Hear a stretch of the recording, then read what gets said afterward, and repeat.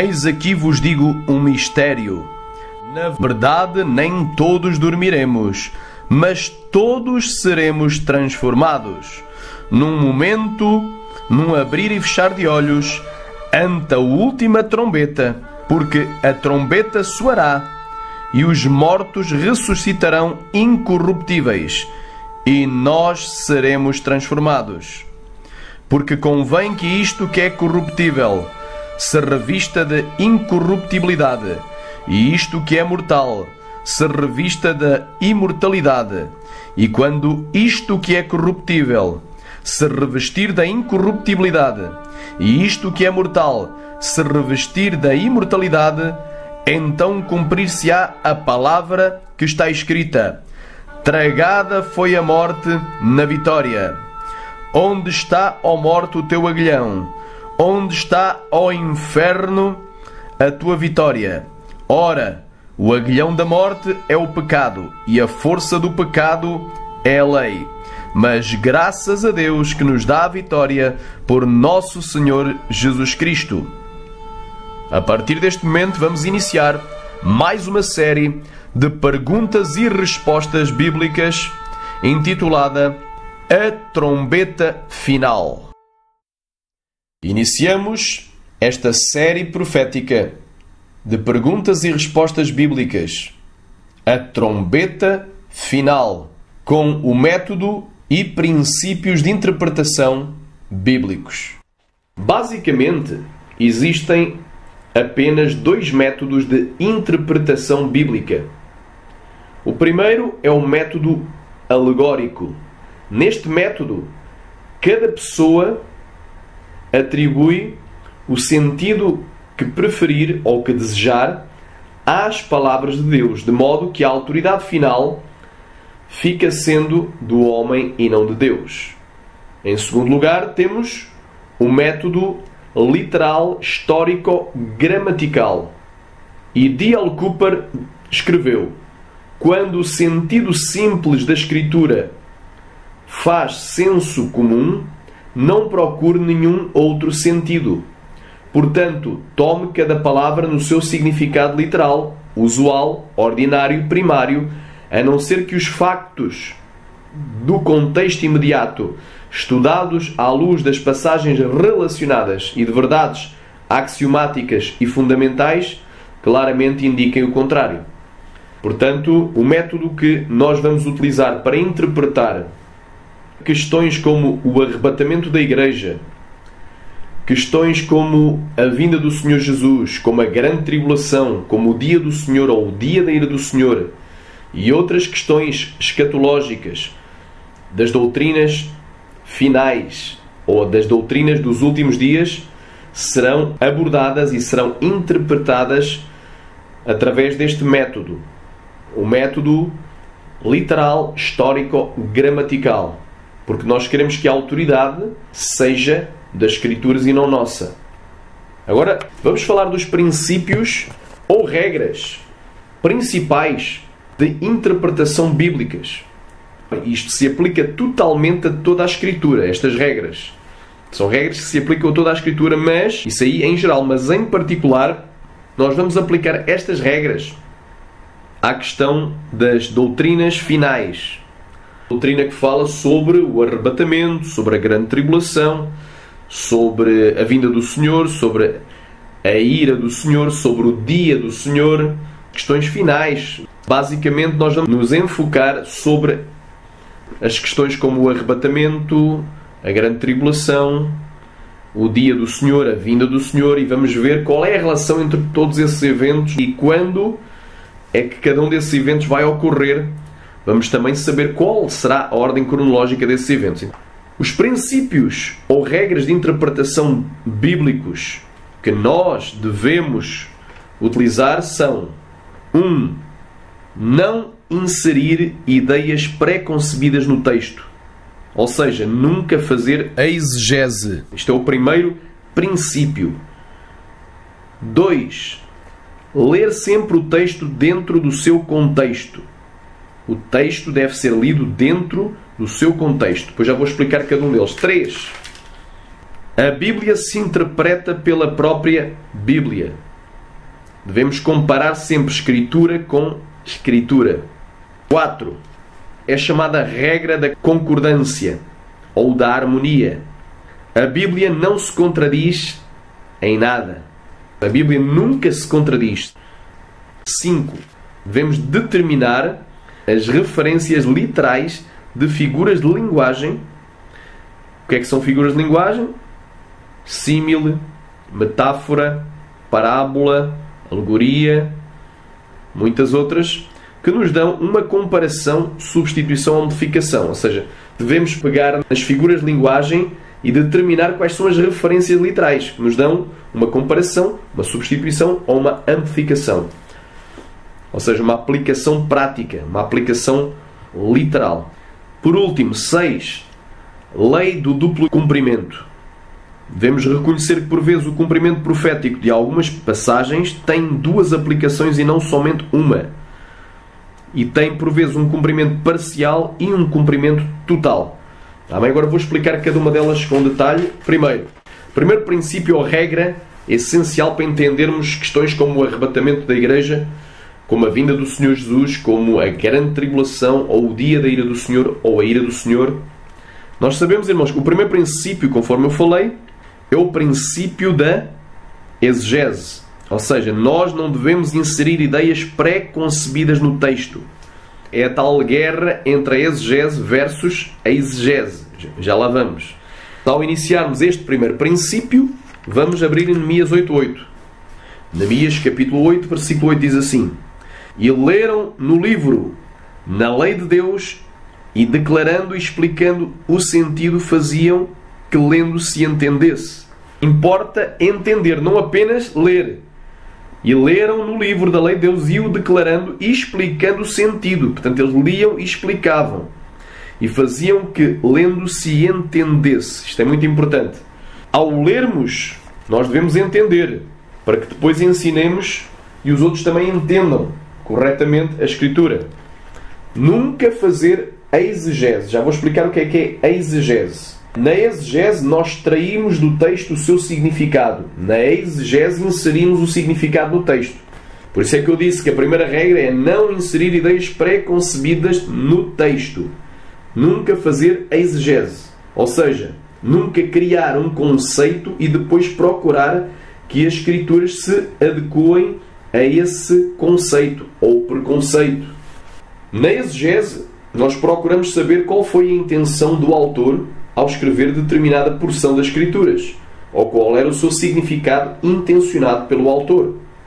Por outras palavras, nós, ao fazermos uma exegese, nós deixamos que as Escrituras nos digam qual é o seu significado. Elas mesmas vão nos dizer qual é o seu significado. Mas na exegese nós mesmos inserimos significados no texto. Inserimos coisas que não vêm no texto. O nosso objetivo com este princípio de nunca inserir ideias pré-concebidas no texto é tentar descobrir o significado do texto e não impor um significado ao texto.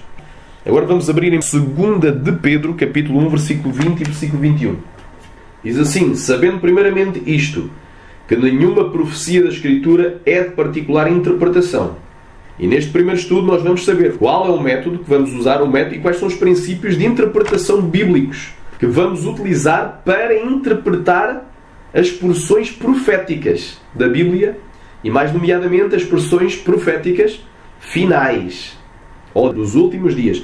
Então é assim, diz aqui: porque a profecia nunca foi produzida pela vontade de homem algum, mas os homens santos de Deus falaram inspirados pelo Espírito Santo.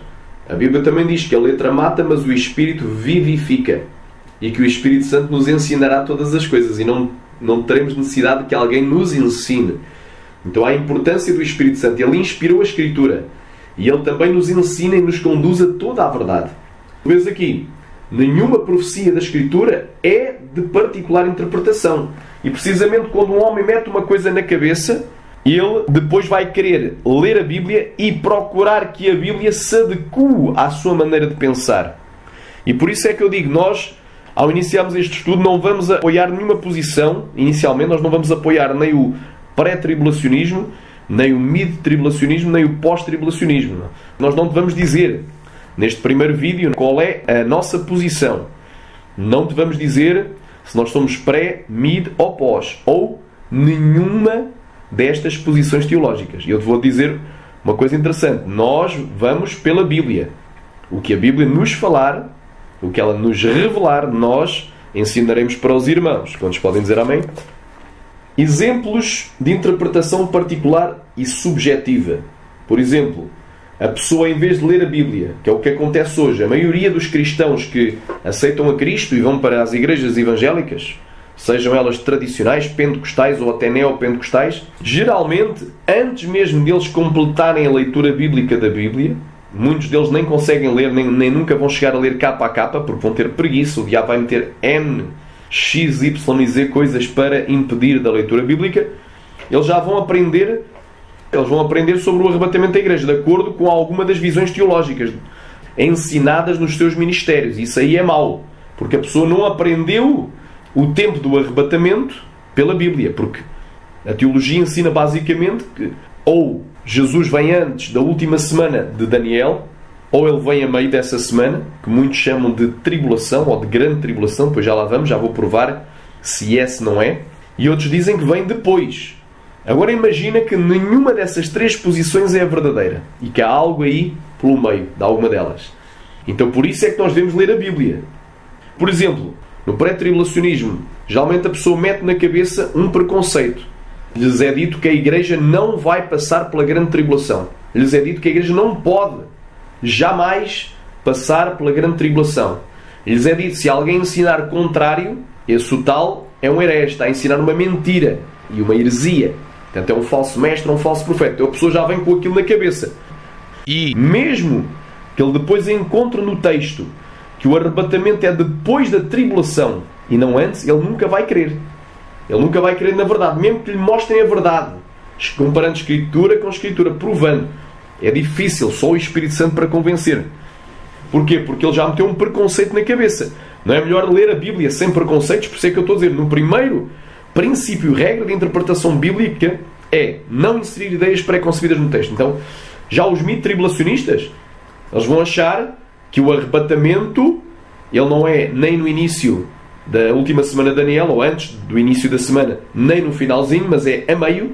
E se alguém disser o contrário, é mentiroso e herege. Então ele já vai entrar nesse preconceito. E mesmo que alguém lhe mostre nas Escrituras que o arrebatamento não vai ser a meio da suposta tribulação, ele não vai querer. Mesmo que alguém lhe mostre Escritura com Escritura. Da mesma forma, o pós-tribulacionista, clássico, ou seja, teológico, que vem da teologia, que aprendeu pela teologia. O mito tribulacionista diz que a igreja será arrebatada a meio. Ou seja, se é a meio, então não vai passar pela grande tribulação, mas vai passar pelo princípio das dores, os primeiros 3 anos e meio. Já o pós-tribulacionista diz que Jesus só vem arrebatar a igreja precisamente na batalha do Armagedom, no finalzinho da semana, no último dia dos últimos 7 anos, para arrebatar a igreja, conforme está em Apocalipse 19. Mas se alguém lhe conseguir mostrar pela Bíblia que ele está errado, ele não vai querer, porque ele vai dizer não, quem disser o contrário é herege, é mentiroso.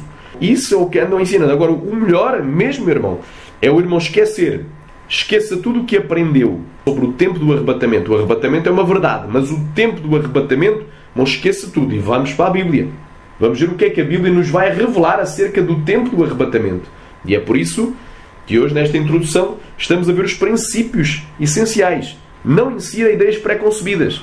Porque se alguma dessas ideias, seja o pré-tribulacionismo, seja o mid, seja o pós, estiver errado, o que é que acontece? A pessoa vai errar.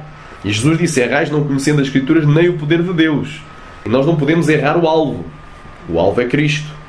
O segundo princípio, que eu vou aqui explicar para os irmãos, ler sempre o texto dentro do seu contexto, segundo a regra de interpretação ou princípio de interpretação bíblico e, neste caso, profético.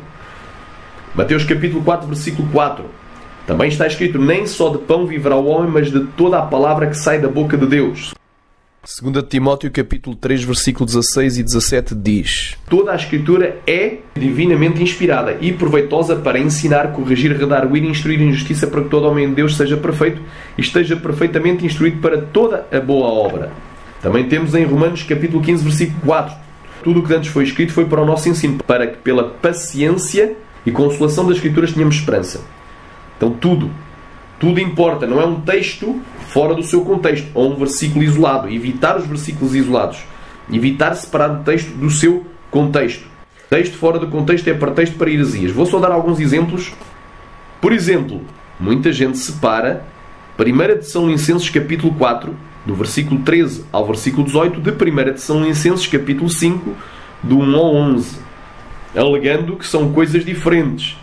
Mas depois, ao longo deste estudo, o irmão vai ver que 1 Tessalonicenses capítulo 4, do 13 ao 18, que fala da vinda do Senhor e do arrebatamento, essa palavra não morre no versículo 18. Ela tem uma continuidade no versículo 1 do 5º capítulo.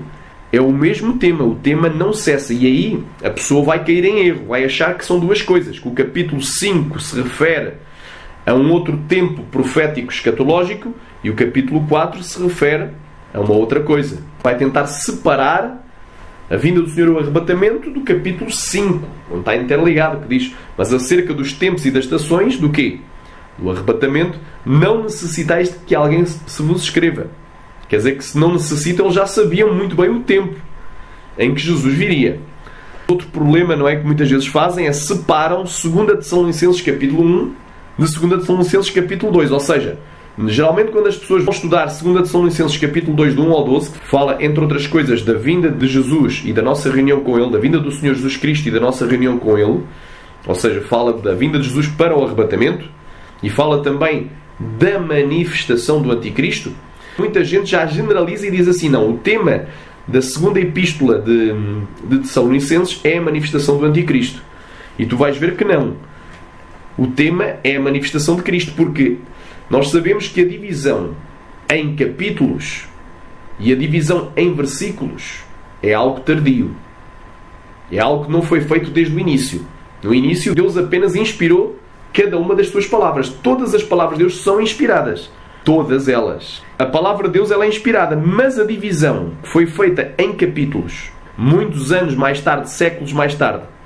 E a divisão que foi feita em versículos, também séculos mais tarde, não foram inspiradas. E por vezes, nós ao lermos e paramos na divisão do capítulo e separamos esse texto, estamos a isolar um texto, seja um versículo ou um conjunto de versículos ou um capítulo, estamos a isolar por vezes um texto de outro texto que tem tudo a ver, que tem uma continuidade e que está relacionado. Porque eu pude observar que 2 Tessalonicenses capítulo 1 só deveria acabar no versículo 11 do 2º capítulo. Porque é o mesmo tema, fala da vinda do Senhor e da manifestação de Cristo. E agora, só a título de exemplo, só por curiosidade, vou abrir mesmo aqui para tu entenderes.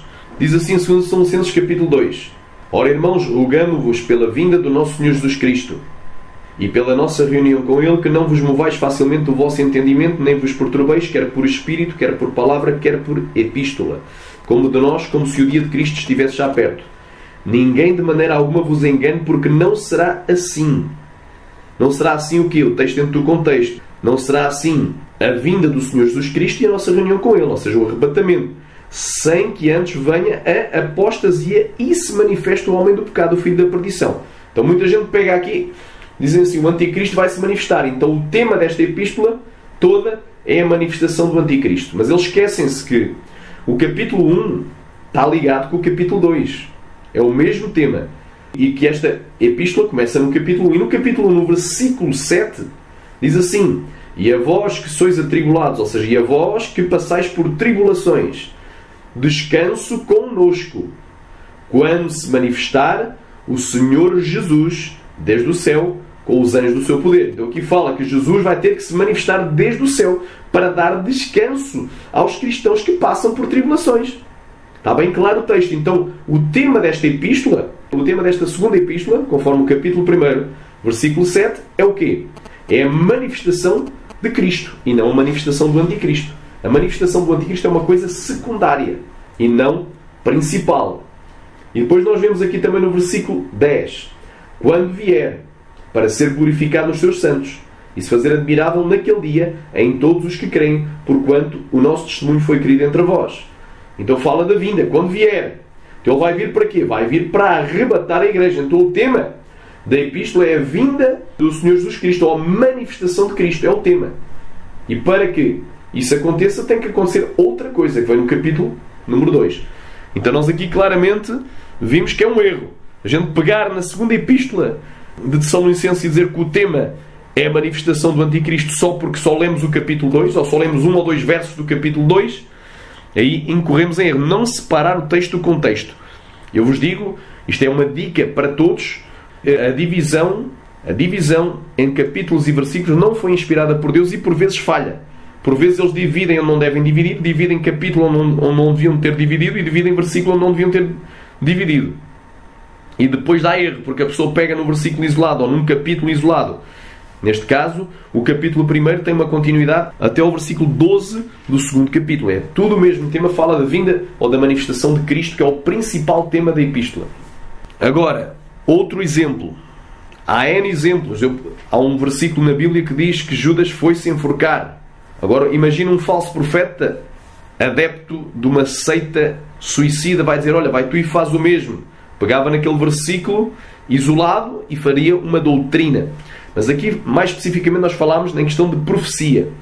Em questão profética, 1 Tessalonicenses, por exemplo, capítulo 4, do 13 ao 18, tem uma ligação, só acaba no versículo 11 do capítulo 5. É tudo o mesmo tema. E da mesma forma, 2 Tessalonicenses, capítulo 1, só acaba no versículo 12 do capítulo 2. É o mesmo tema.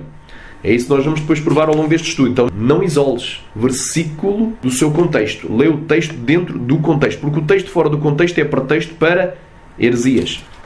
3. Comparar sempre Escritura com Escritura. 1 Coríntios, capítulo 2, versículo 13.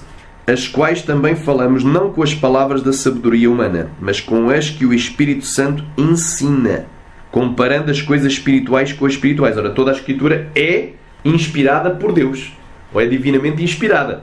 Toda a Escritura, então ela foi inspirada. Então a Escritura tem palavras lá escritas. Então nós devemos comparar as coisas espirituais, as palavras que Deus inspirou, com outras palavras espirituais. As coisas espirituais com as coisas espirituais. Então esta regra aqui é comparar sempre Escritura com a Escritura. Terceira regra, a Bíblia se interpreta pela própria Bíblia. Vou dar aqui um exemplo. Se estudarmos sobre a vinda do Senhor Jesus, devemos sempre analisar todos os versículos que falem sobre a vinda do Senhor, para que possamos ter uma ideia geral, do quadro geral acerca do tema ou da doutrina sobre a vinda do Senhor Jesus, e também para que possamos chegar a uma melhor conclusão. Comparar Escritura com Escritura. Nós temos 4 evangelhos. 3 deles, temos 4 evangelhos, Mateus, Marcos, Lucas e João. 3 desses evangelhos, embora tenham outras histórias também adicionais, que não estão nos outros, mas regra geral, o seu conteúdo geral, a grande parte do seu conteúdo, contém os mesmos eventos, as mesmas coisas, as mesmas ações de Jesus, as mesmas palavras, os mesmos milagres de Jesus, libertações dos curas de Jesus, salvações operadas por Jesus. Contém os mesmos eventos, mas por óticas diferentes, ou por perspectivas diferentes. Não são opiniões diferentes, mas são visões diferentes. Por exemplo, se eu estou de frente, eu vou ver... Se eu estou aqui a ver a cena da multiplicação dos pães, se eu estou a ver Jesus e ele está de costas, eu vou ter uma perspectiva. Se houver um outro evangelista que está de frente, ele vai ter outra perspectiva. Se houver outro que está de lado, vai ter outra perspectiva, vai ter outra ótica. Não são opiniões diferentes, apenas são óticas diferentes. É o mesmo evento e cada um conta detalhes que se vão complementando. Se nós compararmos Escritura com Escritura, no final, por exemplo, do tema sobre a vinda do Senhor, vamos ficar com um quadro completo, enriquecido com muitos detalhes sobre os versículos que falem, todos os textos que falem sobre a vinda do Senhor Jesus. Eu dou o exemplo da vinda, pode ser do arrebatamento, pode ser do dia do Senhor, ou do dia da ira do Senhor, ou da grande tribulação, e ficamos com o quadro completo. A Bíblia, ela não deve ser interpretada pela teologia, ou pela filosofia, ou pelo homem. Nós devemos ter cuidado. Porque se tu vais interpretar a Bíblia de acordo com a teologia que tu aprendeste, pré-tribulacionismo, ou mid, ou pós, tu podes cair em erro. Então tu tens que interpretar a Bíblia pela própria Bíblia. 4. Vou aqui falar da regra da concordância, ou da harmonia bíblica. A Bíblia nunca se contradiz. Ela não se contradiz. Ela não se contradiz em questões doutrinárias, nem em questões proféticas ou escatológicas. Nós estamos a estudar escátolos, logia. Ou seja, logia é estudos ou tratados. Últimos tratados, últimos estudos. Por outras palavras, os estudos das últimas coisas que vão acontecer na Terra. A Bíblia não se contradiz nunca. Ela nunca se contradiz.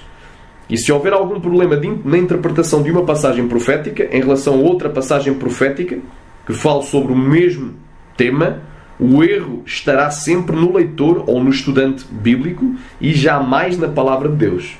A Palavra de Deus, ela é infalível, inerrante, inspirada e foi inteiramente preservada. Os céus e a terra passarão ou hão de passar, mas as minhas palavras não passarão. Jamais, nunca passarão. Mateus 24:35. Então nós vemos aqui uma coisa interessante. E é impossível que Deus minta. É impossível que Deus erre, que Deus falha. Agora vamos ver aqui, João capítulo 5, versículo 39. Examinais as Escrituras porque cuidais ter nelas a vida eterna, e são elas que de mim testificam. As Escrituras são testemunhas. Elas testificam de Cristo. Lucas 24:44. São estas as palavras que vos disse quando ainda estava convosco, que convinha que se cumprisse tudo o que de mim estava escrito na lei, nos profetas e nos salmos. Então Jesus, ele é o cumprimento. As Escrituras testificam, são testemunhas. Mateus capítulo 18, versículo 16 diz assim: mas se não te ouvir, leva ainda contigo 1 ou 2, para que pela boca de 2 ou 3 testemunhas toda a palavra seja confirmada. Temos aqui uma confirmação, uma concordância, a regra da concordância ou da harmonia. A palavra de Deus, ela concorda, ela nunca se contradiz. O quinto item, determinar as referências literais.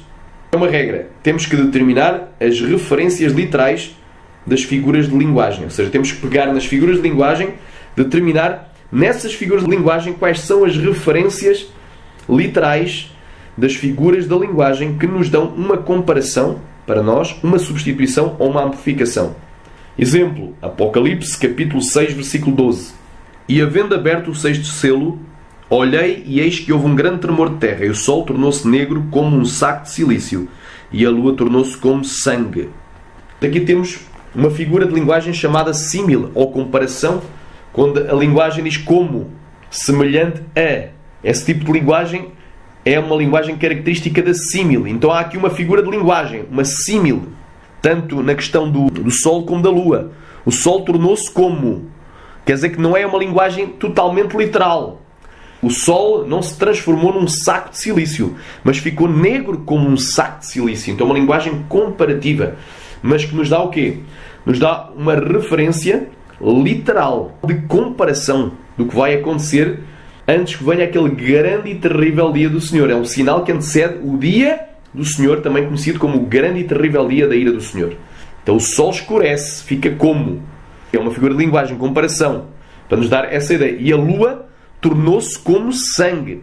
Quer dizer que a lua não se vai transformar literalmente em sangue, mas é uma comparação. Vai-nos dar a ideia do que vai acontecer. Ela vai ficar da cor do sangue. Aqui tem uma figura de linguagem assímile que nos dá uma comparação de algo literal. É uma referência literal ao que vai realmente acontecer. Também nós vemos, irmãos, na parábola das 10 virgens, é uma parábola, portanto é uma narrativa comparativa, está lá em Mateus 25. 5 delas eram prudentes e 5 delas eram nécias. À meia-noite ouviu-se um clamor, aí vem o noivo. Que clamor é esse? É um aviso. É o tal aviso no sol. O sol escurecerá e a lua escurecerá, antes que venha aquele grande e terrível dia do Senhor. São sinais. E as que estavam preparadas é que subiram. Não quer dizer que seja 50% salvos, porque a Bíblia não se pode contradizer. Já vimos aqui que é uma regra, não é? Que nós vimos que a Bíblia não se contradiz. É uma regra da concordância ou da harmonia. A Bíblia também diz que são muitos os chamados e poucos os escolhidos. Então era impossível serem 5, que aqueles 5 representassem metade vão salvar e metade vão se condenar. Mais de metade vão ser condenados, porque são muitos os chamados e poucos os escolhidos. O que é que a gente extrai dali? Literal. Entraram para as bodas do Cordeiro e fechou-se a porta. Literal. A igreja vai participar das bodas do Cordeiro. Aquilo é uma narrativa comparativa, mas tem. E quem está preparado, quem tem o azeite, quem tem o Espírito Santo, Temos que saber extrair do texto as referências literais, que vai se cumprir literalmente. Por último, em sexto lugar, temos a lei do duplo cumprimento. Na lei do duplo cumprimento, nós devemos reconhecer que, por vezes, o cumprimento profético de algumas passagens tem duas aplicações e não somente uma. Tem duas aplicações temporais e não somente uma. Primeiro, tem a aplicação próxima. Segundo, tem uma aplicação longínqua. E que, por vezes, um cumprimento parcial e um cumprimento total. Exemplo, a profecia de Joel, capítulo 2, do 28 ao 32. Eu vou ler. Diz assim: E há de ser que depois derramarei o meu espírito sobre toda a carne. E os vossos filhos e as vossas filhas profetizarão, e os vossos velhos terão sonhos, e os vossos jovens terão visões. E também sobre os servos e sobre as servas naqueles dias derramarei do meu espírito. E mostrarei prodígios no céu e na terra, sangue e fogo e colunas de fumaça. O sol se converterá em trevas, e a lua em sangue, antes que venha o grande e terrível dia do Senhor. E há de ser que todo aquele que invocar o nome do Senhor será salvo, porque no monte de Sião e em Jerusalém haverá livramento. Assim como disse o Senhor, e entre os sobreviventes, aqueles que o Senhor chamar. Portanto, aqui fala do dia do Senhor. O dia do Senhor, depois nós vamos estudar isso com mais atenção, vai ser um período que vai ter várias coisas. Este dia do Senhor começa com sinais no sol, na lua, nas estrelas e nos céus. Vai ter também sinais na terra. Vai ter um grande tremor de terra e no mar. Tsunamis, porque vai haver bramido das ondas. E muitos vão desmaiar de terror, na expectativa das coisas que vão sobrevir à terra, por causa do bramido, da fúria das ondas. Este dia do Senhor tem muitos eventos que acontecem neste dia. Vai ser um dia longo, não vai ser um dia literal, 24 horas, mas vai ser um dia longo. Em Atos, capítulo 2, tu vais ver um cumprimento parcial. Diz assim: E cumprindo-se o dia do Pentecostes, estavam todos concordemente no mesmo lugar, e de repente veio do céu um som como de um vento veemente, ou seja, um vento forte e impetuoso, e encheu toda a casa em que estavam assentados. E foram vistas por eles línguas repartidas como que de fogo, as quais pousaram sobre cada um deles. E todos foram cheios do Espírito Santo e começaram a falar noutras línguas conforme o Espírito Santo lhes concedia que falassem. E em Jerusalém estavam habitando judeus, homens religiosos de todas as nações que estão debaixo do céu. E quando aquele som ocorreu, ajuntou-se uma multidão e estava confusa, porque cada um os ouvia falar na sua própria língua. E todos pasmavam e se maravilhavam, dizendo uns aos outros: Pois quê? Não são galileus todos estes homens que estão falando? Como, pois, os ouvimos cada um na nossa própria língua em que somos nascidos? Partos e medos, elamitas e os que habitam na Mesopotâmia, Judeia, Capadócia, Ponto e Ásia, e Frígia e Panfília, Egito e partes da Líbia, junto a Cirene, e forasteiros romanos, tanto judeus como prosélitos, cretenses e árabes. Todos nós temos ouvido em nossas próprias línguas falar das grandezas de Deus. E todos se maravilhavam e estavam suspensos, dizendo uns para os outros: Que quer isto dizer? E outros, zombando, diziam: Estão cheios de mosto. Pedro, porém, pondo-se de pé com os 11, levantou a sua voz e disse-lhes: Homens judeus e todos os que habitais em Jerusalém, seja-vos isto notório, e escutai as minhas palavras. Estes homens não estão embriagados como vós pensais, sendo a 3ª hora do dia. Quer dizer, às 9 da manhã, logo de manhã, já estariam bêbados? Não. Mas isto é o que foi dito pelo profeta Joel. E nos últimos dias acontecerá, diz Deus, que do meu espírito derramarei sobre toda a carne. E os vossos filhos e as vossas filhas profetizarão, e os vossos jovens terão visões, e os vossos velhos terão sonhos, e também do meu espírito derramarei sobre os meus servos e as minhas servas naqueles dias, e profetizarão. E farei aparecer prodígios em cima no céu, e sinais embaixo na terra: sangue, fogo e vapor de fumo. O sol se converterá em trevas, e a lua em sangue, antes de chegar o grande e glorioso dia do Senhor. E acontecerá que todo aquele que invocar o nome do Senhor será salvo. Então repara, esta profecia foi citada como cumprimento, mas este cumprimento foi um cumprimento parcial. Ou seja, a profecia de Joel, capítulo 2, versículo 28 ao 32, tem vários aspectos. Alguns aspectos já foram cumpridos parcialmente, como o derramar do Espírito Santo. Há aqui aspectos que ainda não aconteceram. Não aconteceu sangue, fogo e vapor de fumo. Sinais embaixo da terra. Prodígios no céu. O sol não se converteu ainda em trevas e a lua em sangue. Isto aqui aponta para os últimos dias. Ainda não se cumpriu. E este derramar do Espírito Santo, em Zacarias 12:10, por altura da batalha do Armagedom, quando Jesus vier no cavalo branco, é diferente ele vir nas nuvens com os anjos, enviar os anjos a juntar os escolhidos. Ele vai vir no cavalo branco, Apocalipse 19, e os anjos vão dar ordens às aves para comer as carnes dos reis da terra. Vai ser algo diferente o evento de Apocalipse 19 de Mateus 24. Há quem diga que é o mesmo, mas eu não creio, depois eu vou provar que não é.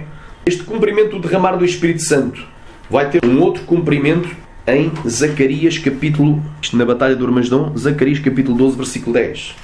Mas sobre a casa de Davi e sobre os habitantes de Jerusalém derramarei o Espírito de graça e súplicas, e olharão para mim, a quem traspassarem pranteá-lo-ão sobre ele, como quem pranteia pelo filho unigênito, e chorarão amargamente por ele, como quem chora amargamente pelo primogênito. Portanto, vai ser um grande derramar do Espírito Santo sobre o remanescente de Israel.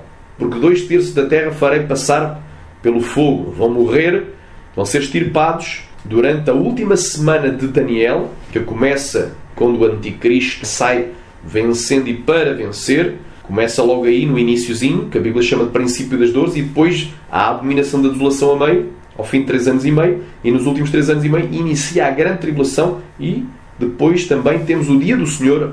Esse povo, os que não forem arrebatados, os judeus que não aceitarem a Cristo, os israelitas que não aceitarem a Cristo Jesus, até ao dia do arrebatamento, 2/3 deles vão morrer. E somente 1/3 deles vai ficar vivo até ao dia da Batalha do Armagedom.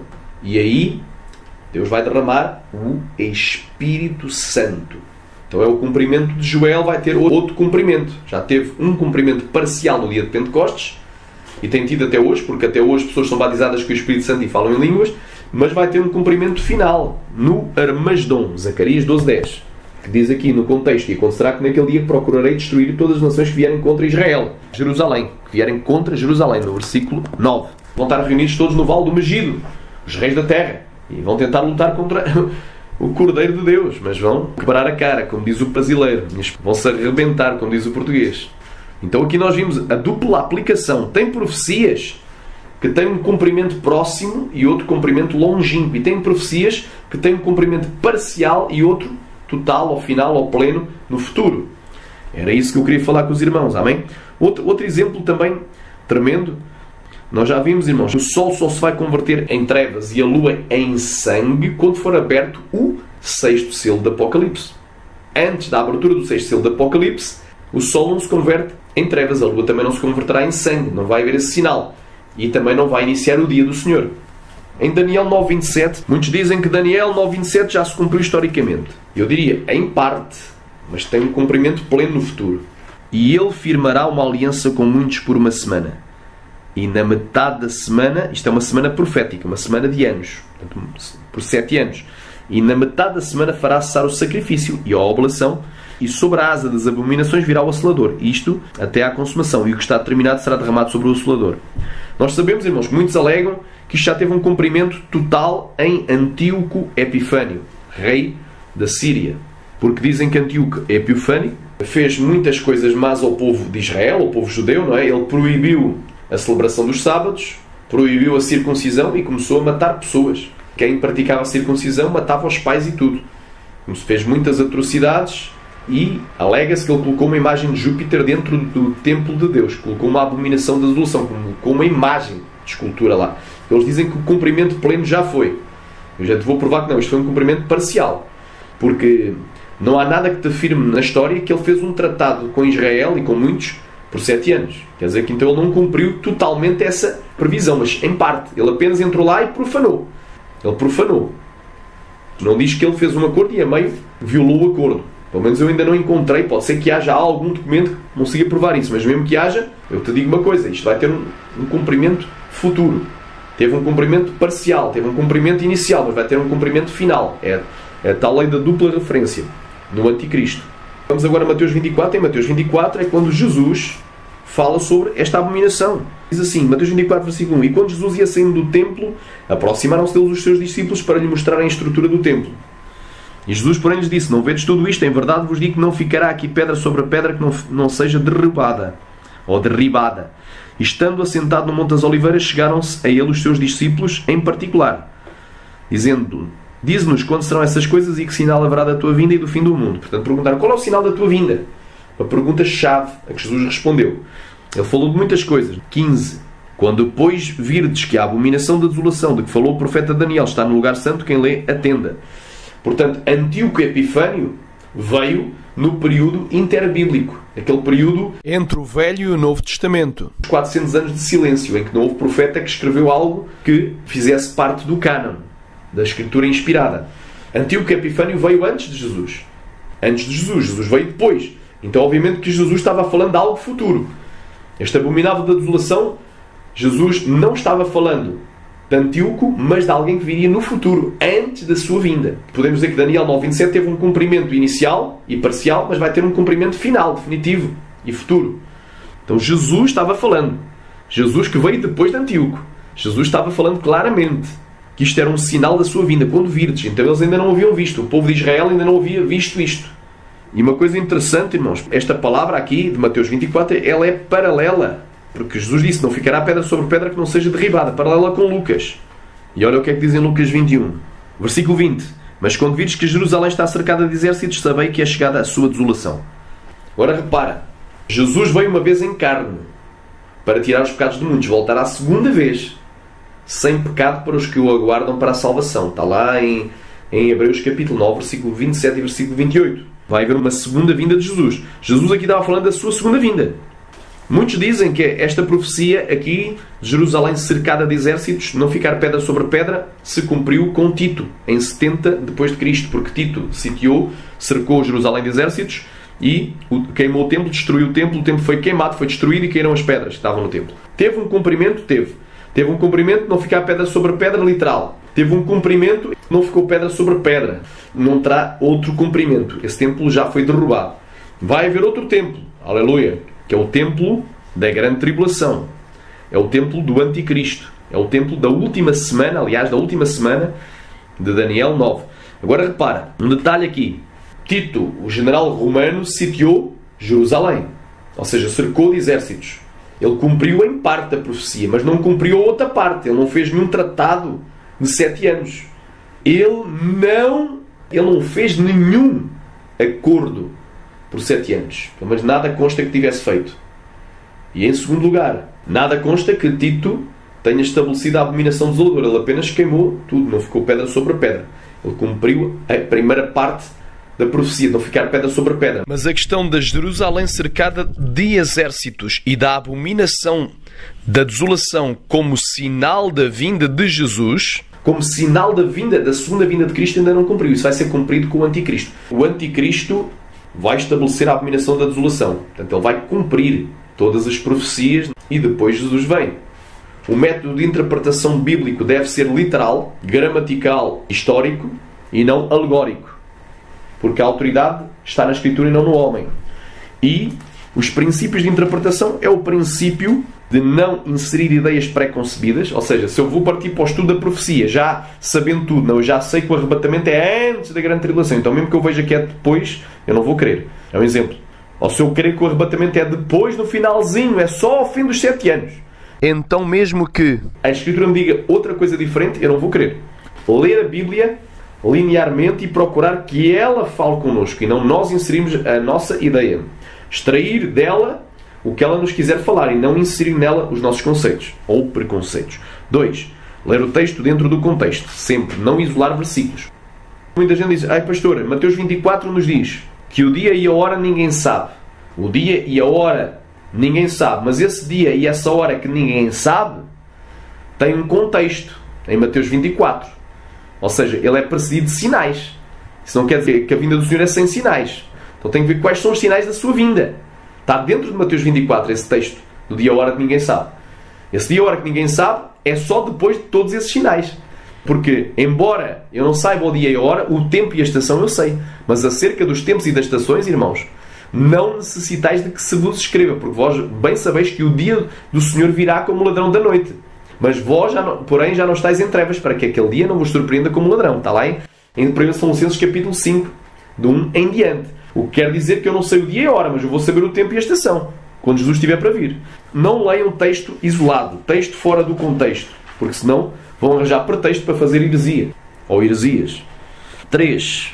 Comparar sempre Escritura com Escritura. A Bíblia se interpreta pela própria Bíblia, glória a Deus, e não pela teologia. e não pela filosofia, e não pelo conceito humano, ou pela psicologia, ou pela sociologia, ou pelo aconselhamento pastoral, ou pelas disciplinas de teologia, nada disso. 4. A Bíblia não se contradiz. É a regra da concordância e da harmonia. Portanto, ela não se contradiz. Se houver alguma contradição, o erro está no intérprete. Está em quem está lendo, não na própria palavra. Porque ela é a autoridade final sobre a minha vida. Eu não vou viver só de pão, mas toda a palavra que sai da boca de Deus. Então ela é a autoridade. Ela é poderosa para me salvar. 5. Nas figuras de linguagem devemos determinar quais são as referências literais que nos demonstram ou que nos mostram uma comparação, substituição ou modificação. Ou seja, nas parábolas, metáforas e outro tipo, alegorias e outro tipo de figuras de linguagem, nós devemos ter em mente que se estamos falando de um texto profético, vai ter que ter algum tipo de comprimento literal e ver qual é a referência literal. Por último, 6º, saber que por vezes o cumprimento profético de algumas passagens tem 2 aplicações temporais e não somente uma. Tem uma aplicação próxima e uma aplicação longínqua. E que por vezes o cumprimento é parcial, mas tem também um cumprimento total. Ou seja, tem um cumprimento inicial que é parcial e tem um cumprimento final que é total. Todos vós que assistirdes estes estudos proféticos acerca da vinda do Senhor Jesus, acerca do arrebatamento, da grande tribulação, do dia do Senhor, ireis ficar enriquecidos na palavra de Deus e ficareis aptos para manejar a palavra de Deus como um homem que não tem que se envergonhar, mas que maneja bem a palavra da verdade. E crescereis na graça e no conhecimento de nosso Senhor e Salvador Jesus Cristo. Até uma próxima.